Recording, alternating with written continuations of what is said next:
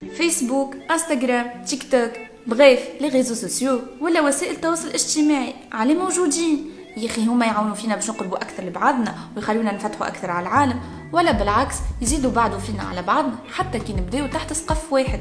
مالا لهنا يجي بنا سؤال اخر، توا لي ريزو سوسيو كيما تنجم تقرب البعيد تبعد القريب؟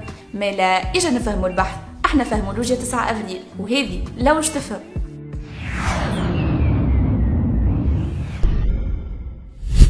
الكونسبت نتاع السوشيال ميديا ظهر اول مره عام 1797.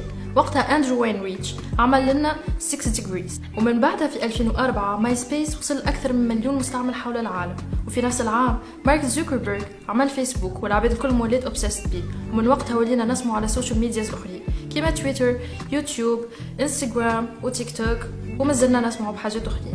في تونس قرابة 7.5 مليون عندهم دي كونت فيسبوك ويستخدموا فيه يوميا.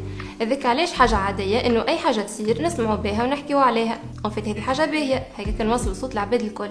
اما لو فات انك تسمع برشا اخبار خايبين فرد وقت ينجم ياثر على السونتي مونتال نتاعك، ولي عندك مشاكل كيما لانكسيتي وديبرسيون. هذا اللي حكيت عليه بيرغام يونيفرسيتي في ارتيكل اسمه Social Media Use and its Impact on Relationships and Emotions في 2018. الستادي تخدمت على 627 مشارك واثبتت انه على قد ما تعدي وقت قدام السوشيال ميديا على قد ما ليتا ايموشنيل والكاليتي دو ريلاسيون نتاعك مع العباد ينجموا يتاثروا. هذيك علاش الاستعمال نتاع السوشيال ميديا عند الصغار ينجم ياثر ياسر على شخصيتهم، خاصه في الديفلوبمون نتاعهم. عاد الادمان السلوكي على السوشيال ميديا يسبب الفومو، والانسان المصاب به يولي ديما ستريسي ويحب يعرف اي حاجه فاتته. باهي الفومو هي اختصار fear of missing out، واللي هي تعني انه العبد يكون ياسر يستعمل في السوشيال ميديا وما نجمش يستغنى عليها ويخاف انه تفوتوا اي حاجه عليها. السوشيال ميديا ياسر سهلت حاجات في حياتنا، انه نجموا نلقاو خدمه اونلاين والا نجموا نعملوا اونلاين شوبينج زاده. كان ناخذوا راي الامهات التوانسه اللي يخدموا في الوقت اللي عاديو صغارهم قدام ليكرون، شنو تكون رياكسيون نتاعهم زعما؟ بريف هذا اللي خدمت عليه دكتور مزيان في الارتيكل نتاعها. يا سيدي ما بين 53 ام 34.6% قالوا اللي صغارهم يعديوا على الاقل ساعه قدام الكرون يوميا. الاخطر انه بريسك شطر يخليوا صغارهم اللي عمرهم اقل من 4 سنين يتفرجوا باسيفمون من غير ما يتواصلوا معاهم. شنو كان راي الاغلبيه في الديجيتال ميديا؟ الاغلبيه يراو اللي الديجيتال ميديا تنجم تشجع الابداع اما ما تنميش قدرات القراءه وخاصه الكتابه، وزيد تنجم توصل المشاكل كيما العنف، الانعزال الاجتماعي والادمان.